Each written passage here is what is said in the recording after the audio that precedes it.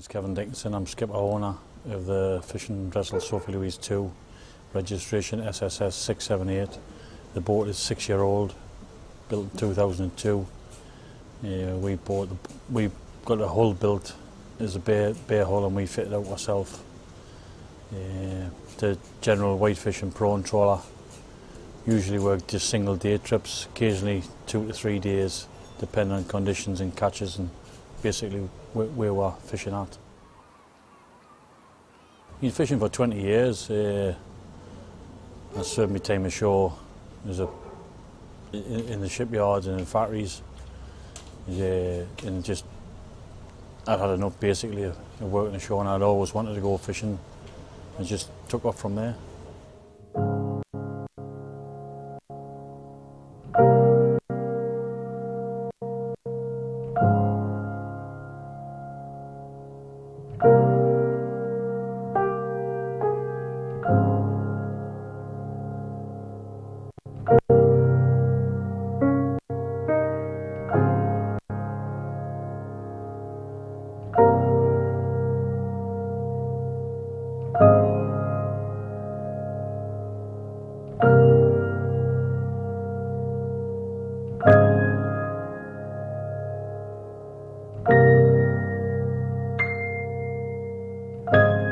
My name's Dean and I'm a crew member on the boat.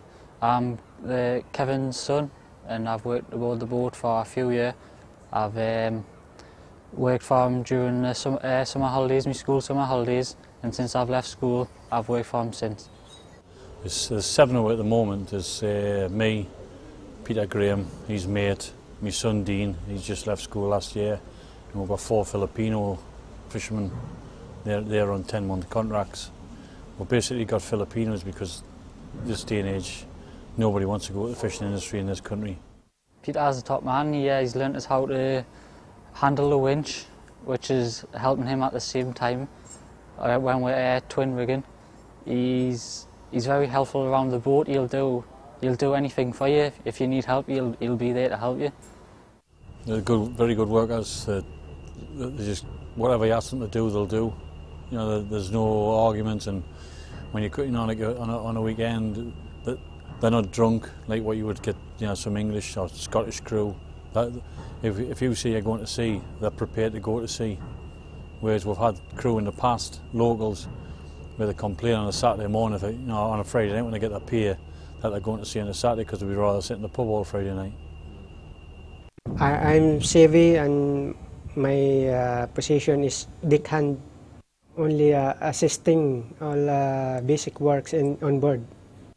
Gabi, road, jobber, and their job is the same as me, deckhand. I'm jobber and I'm deckhand in Sophie Louise. Well, when we're at sea, that they're allowed to basically do is the want, yeah. But most of the time they just stop aboard the boat.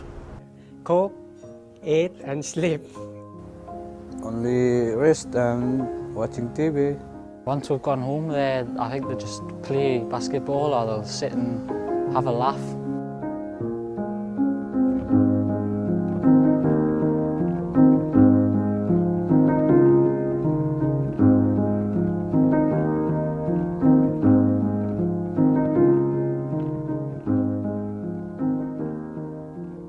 Wait till I'm 18 and I'm going to wait until the fire brigade are recruiting and apply for it, and hopefully I'll get into that, but as my second choice would be a fisherman. I would take that up any day.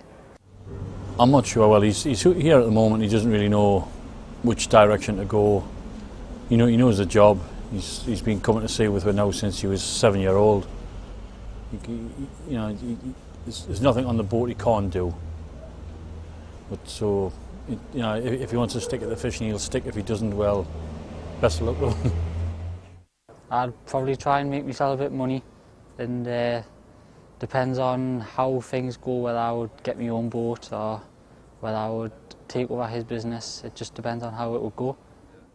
The job's great. It's better now. It's been it's better now than it was 20 years ago. I mean, this prawn season's been a bad prawn season. It's just been you get your good years and your bad years. Well, this year has been the bad year. For some reason, the prawns didn't come on this year, and hopefully they might still come on yet. But at the moment, it's the worst 3 months of the worst start of a year we've ever had. The first 3 months of this year has just been terrible for us. When it gets bad, you do feel a bit queasy, but you've just got to take your mind off it. You've just got to think of the catch, hope for the catch, hope it's good, and it takes your mind off the sickness. And it sometimes feels good when you're going up and down the waves. Well, when there's bad weather, I mean, it's pointless going anyway, because when there's bad weather, you don't catch anything in this area. It's okay when you got like westerly wind off the land, but when it's a sea wind, the fish just lift off the bottom and the prawns go down in their burrows, and you just basically waste your time.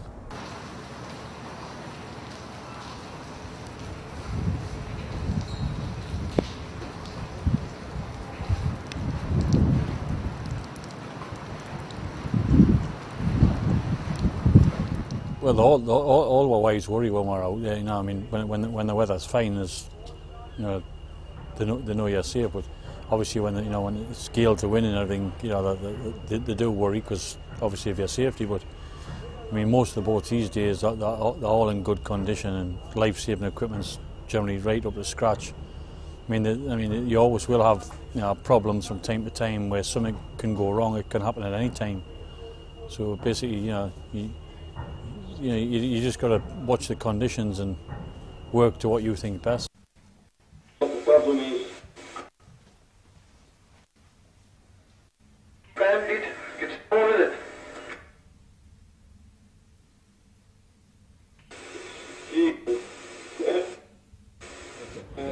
If we are going, if somebody's in trouble at sea, they can either put in a mayday into the Coast Guard or something along them lines that can dial 999 with satellite phones now. Speak to the Coast Guard. The Coast Guard will then decide which is the lifeboat that they need. Whether it's us, whether it's Blythe, Sunderland, it's up to the Coast Guard to decide which lifeboat. I think my mum would rather us become a fireman, even though that's a dangerous job, than us going out to sea, because she knows how dangerous it can be. She's heard stories while she's been with my dad of fishermen getting killed every year, and I think she would rather me be a fireman than a fisherman.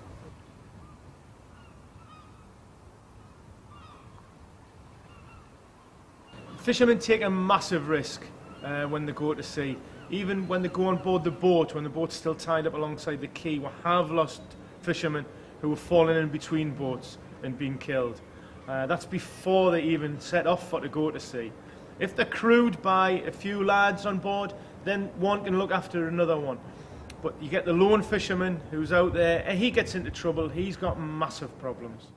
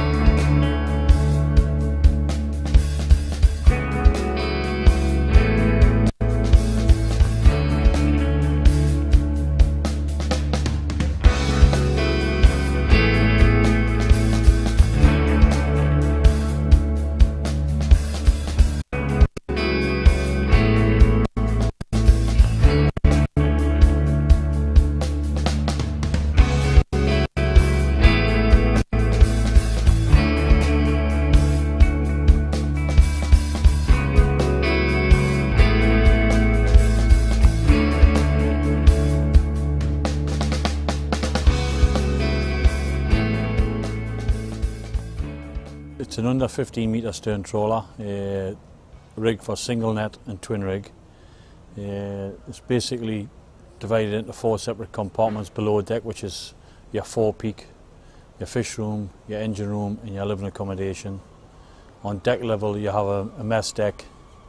Forward side of your mess deck you've got the working area for processing the catch, and right at the bow of the boat where you've got your trawl winch. Then on the stern of the boat in the open sections where you've got your net drums for retrieving and holding the nets on. It's just basically years of knowledge built up. Patches of good ground, patches of bad ground, what you can't go over. If there's fish there, you'll catch it. If there's no fish there, you'll not catch it.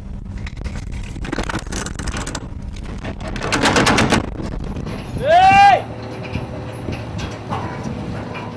There isn't a basic working day, to be honest, because depending what time of year it is, depends on what time you get out of bed.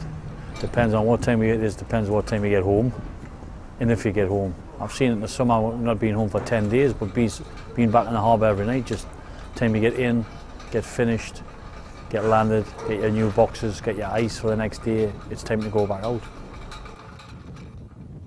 Well, you've got 2 GPS navigators, you've got a colour video sounder which tells you the type of bottom you're on, tells you if there's any fish there. We've got a track plotter, autopilot. This system here is a net monitoring system. Then we've got another track plotter, 2 radars, and then these 2 here, they are for communications. The bottom one, that's like it's a receiver for weather bulletins and anything what notification what the Coast Guard might want to put out for if there's any dangers in any areas. And this lot at the back, well, that's all communications and a fax machine.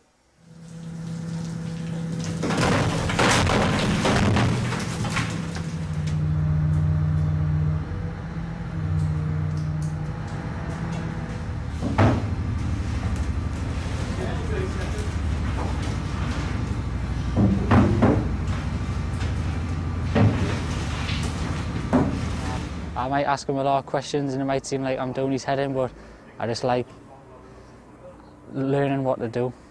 Kevin is a good skipper for me. He's a good boss. He's a good captain, good skipper. He's nice to us. Oh, he gets stressed sometimes when he thinks that something should be going right and it's not going right. He'll get stressed about it and tell you what to do. Cod, haddock, lemon sole, plaice, turbot, monkfish, prawns. Every day when you're at sea, you've got to fill your AEC logbook in, and that it's got to be recorded and filled in, and you've got to put the log sheet in the letterbox every day before you actually start to land, so they know the next morning what you've actually caught.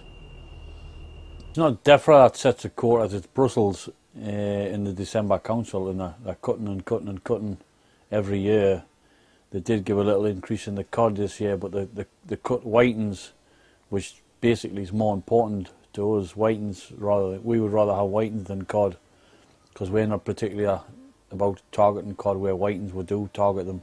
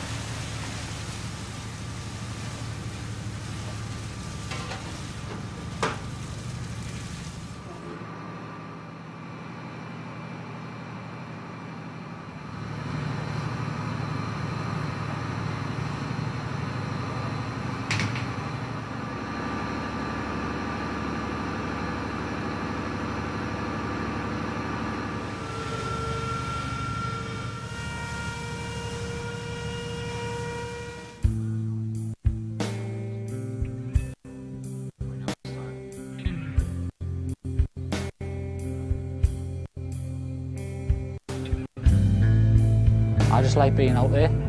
It's just great. I don't know how to explain it. I suppose you've got to have it in your blood to enjoy it more though, and I have. I feel like I have. The long hours doesn't bother you when you're catching stuff, it's when you're not catching stuff. The long hours seem twice as long. But long hours doesn't mean anything to me. If there's stuff to catch, I will go and catch it.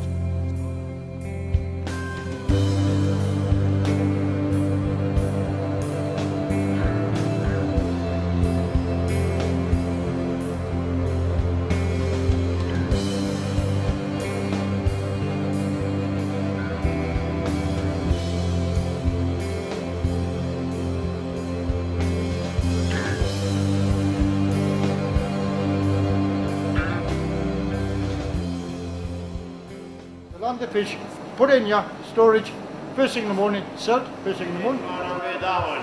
Yeah.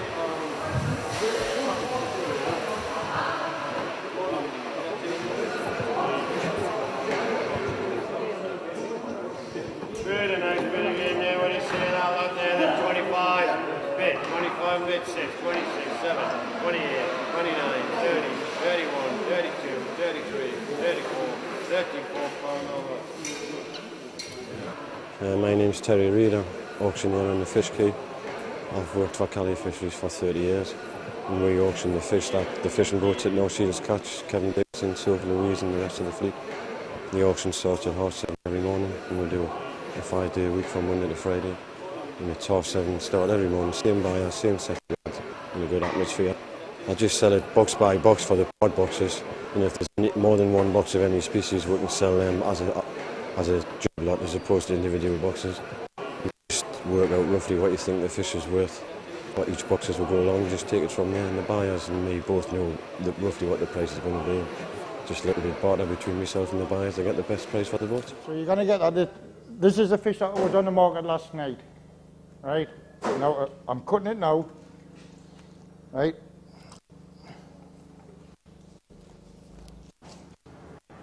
It's an easy cut, straight up the neck bone, off there, into the box. Same side, off, up the neck bone, down, trim up, and that's it. Easy done. Years ago I used to get like that, big, I mean big, very big. Big cod, big haddocks, big whitings. Now they just seem to be catching anything they want, because they've got to make a living, you see. We use local fish from North Shields. Fresh fish comes in 6 days a week. Very lucky here, being very close. And with us being on the seafront, we sell an awful lot of fish. We made the batter. We do a traditional beer batter. We lightly dust the cod in seasoned flour, dip it in the batter, deep fry that. The Thai poached cod, that's poached in lemongrass with lime leaves and some coriander, a bit of lemon. That's lightly poached, and I've served that with a Thai green curry sauce. The poached cod's 5-6 minutes. That was ready. The fish and chips about the same, 6-7 minutes.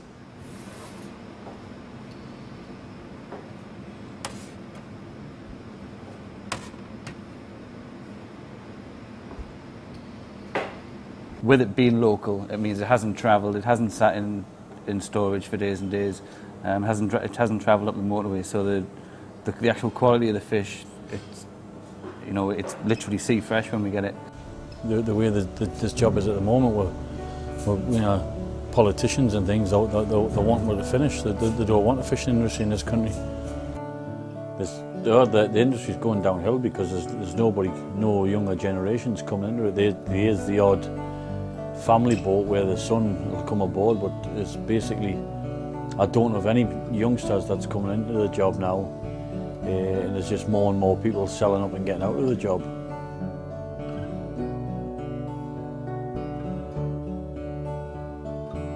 I've never thought about getting out, but you don't know what's around the corner.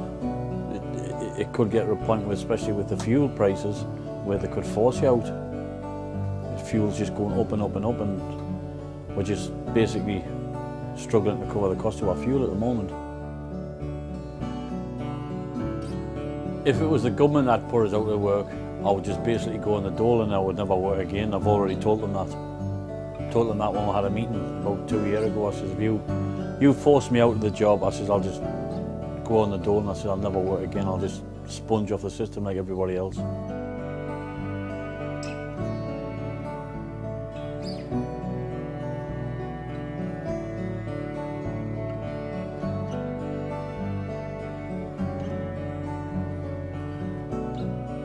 Yeah, I still enjoy it.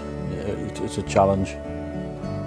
Gets out, you know, it just, every day is different. There's no 2 days the same.